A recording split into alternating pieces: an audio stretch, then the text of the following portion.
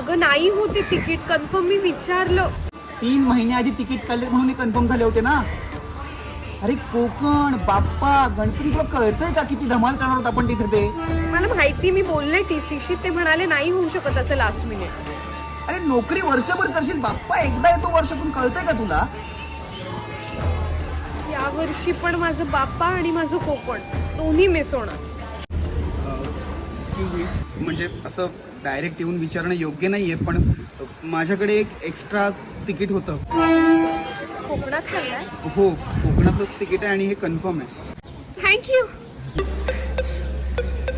मी आलो पाणी घेऊन. अहो माझ्याकडे आहे पाणी.